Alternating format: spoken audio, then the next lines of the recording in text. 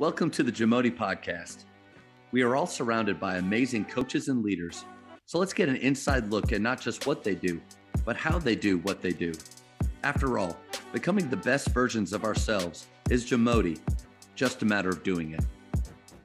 Coaches, the Jamodi podcast is powered by Ballology. What's your BSA score? The Ballology Skills Assessment is the only verified skills metric endorsed by the NAIA, NJCAA, and a growing number of NCAA coaches to discover and develop the best talent for your team. This 4-minute, 40-shot test can be taken free today on the Ballology mobile app. Elevate your game. You know, you're coming off of not just an incredible year, but golly, the last 6 years, maybe the last decade, incredible success. And not just, there's a lot of teams that are successful, but they don't always win. You've had success, but then a lot of wins to go with it. And so how does culture, you must have had a special one that you're a part of. How does that drive performance?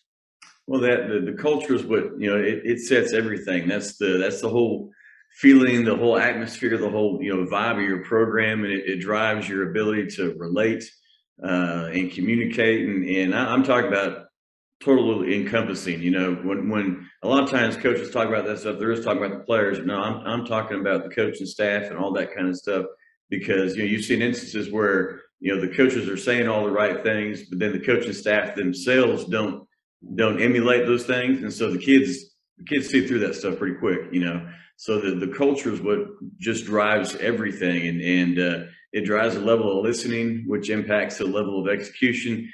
And, the level of trust, and is it a surface trust or is it really a deep trust? Culture it impacts every phase of the program in my mind. And that's the way we look at it. And we talk about at Timberview, talk about putting the T in Timberview, and we define it as togetherness, toughness, talent, trust, and team. Those are the 5 T's right there that make up Timberview. I love the fact that you included your coaching staff in that culture, because you're right on the money. A lot of times when I get to ask that question, it is directed around towards the players, what the players do, how they practice, how they play, all this stuff. In what ways, so those 5 T's, in what ways were you conscious of, or did you incorporate it with your coaching staff? Well, it's we're really big on in our program, we always say if the only people coaching are us coaches, we're not near as good as we can be. So we want the players coaching each other. We want the coaches coaching each other. We want, obviously, the coaches coach players, and players. We had a real experience starting 5 this year. So there were times this year where, players would come to me and say, hey, Coach G, what do you think about this or that? Or they went to Coach Workman, my varsity assistant, who's been with me for over a decade, and said, hey, Work, what do you think about this or that? And we would listen to them, and it's that level of communication, that level of chemistry right there is vital, I think, to the amount of success and the high level of success that we've had the last, like you said, 6, 7, 8 years. Yeah. And it's stuff we start working on in the spring. We started about 8 years ago. We started what we call Mental Mondays in the spring, and we don't touch the floor on a Monday in the spring. We take the entire program down to the library, and there'll be different leadership activities, communication activities, things like that we'll do for where we start to build the foundation of that chemistry that will carry over into the next year. I would imagine there's a lot of coaches, when they hear you say on Mondays, we don't touch the floor at all, alarms are going off of no shooting, no skill work, no but to me, it just shows the importance of setting that foundation. And what were some of the benefits you saw within the culture, but then also taking a kind of a day like that, where you're only really working those other 4 days on the floor? Well, the reason we started doing that, it finally dawned on me about 7, 8 years ago or so, is at Timberview, every kid plays AAU ball. A lot of kids not even in the program, just at the school, play AAU ball. And so they come back from a weekend where they just played 4 or 5 or 6 or 7 games in a weekend. Their legs are dead. And so I finally said, you know what, on Mondays, I'm giving your legs a rest, but you got to give me your head, you got to give me a heart on Mondays. That's the Mental Monday stuff that we do in the library. We just did our first one. It was about everyday leadership, and it's a video you can look up. Google Everyday Leadership. Drew Dudley is the guy's name. It's about a 6-minute long video. And it just talks about how most people think of leadership being this big, huge, massive responsibility that only a select few are capable of doing. And the opposite is what I believe is true. Is we believe is true. Is everyday leadership is it's a lot of small, intentional acts that over time add up and make a difference in you as a person and you as your team and your program. I think you're right on the money, man. These kids have 2 seasons now. They have a school season and they have a select season.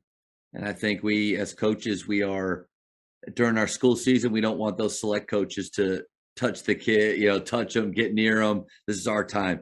But then the spring happens and there's still this feeling of, all right, now it's we're getting ready for next year, but it's select season. And so your awareness, I think that took me, it was about 2 or 3 years ago where I started to take those Mondays. We have it more of a open gym time where they can truly foam roll if they want. They can just shoot free throws. They can think about that weekend and some of the maybe deficiencies in their game and work on them, have us work on them, or they just play pickup. But that's a huge, I love that idea of taking that Monday to start building your culture. Yep. Anything else that you do during the spring that you think helps your guys stay fresh, helps them get better during that time? Are you talking about as far as culture stuff? Yeah, culture, or even, I mean, we could even transition into the workouts or just the structure of your spring, because that's, to me, that's a pretty big shift right there. Yeah, it's Mondays, mental Mondays. We're all on in the library, the whole program. Tuesdays and Thursdays, we try and get a boot camp days in, which is just it's 3 different areas. The main gym where I have coaching there with just basic basketball skill work, some concepts we're going to work on, where's offense or defense, whatever it is. Weight room portion, and then a third portion is the second gym where I am. That's the toughness gym, which is just a bunch of it's all body weight stuff, but it's stuff doing a lot of different exercises, working different muscles they're not used to activating and things like that. And so it's really, really hard. That I tell them, they'll walk in and some of the stuff we do, they're gonna like, what is this? It's nothing. And by the time the day's over, they're spent and they're dead. And they're like, Coach, where do you come up with that stuff? So that kind of stuff. So I'll tell you, that's our typical spring. Then Friday we're on the floor, getting up and down a little bit.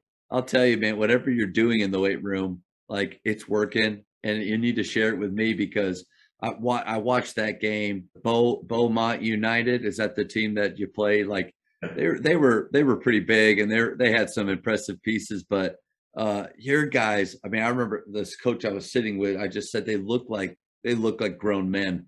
And I know as a coach, or you're thinking about the times where they don't always act like grown men, but you had some impressive looking players. And a big part of that is the foundation that you built with them at their strength training and their skill work.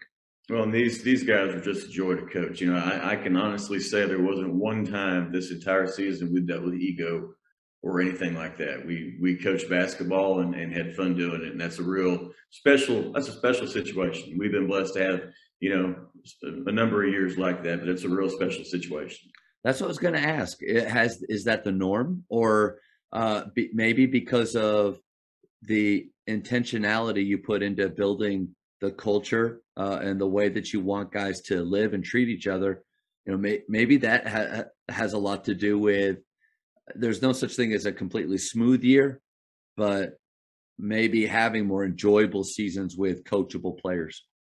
Yeah, that's something that, again, I think we start setting that foundation every spring. I think a lot of coaches wait until the fall and then they try and do some team building stuff and things like that. Well, to me, you've missed out on a few months in the spring that you could have got a head start on that stuff. And it's the longer I've been doing this, the more I figured out that, sometimes less is more. and it's amazing how kids respond to that and how coaches respond to that. And, I hear stories about other programs where they have, 2.5 or a 3-hour grind or workout and stuff like that. And I'm just, that doesn't make sense to me, because I think you reach a point of diminishing returns typically. Yeah, I think there's a lot of wisdom there, and definitely an area of my coaching and organization that I need to improve on is, keeping the main thing, and not just, I was talking with a strength coach and I sent him my workout. I said, hey, will you kind of look at this? This is what I have my guys doing. I think he took maybe a third of it out, or even almost half of it out. And so I think you're right on the money. Less is more. Yeah. Efficiency is the main thing. Be efficient with your time. That's our main thing. Be efficient with your time. Thank you for checking out today's episode. Please take a moment to subscribe to this podcast, share it with your fellow coaches, and find us on social media for what's coming up next on the Jamodi podcast. It's just a matter of doing it.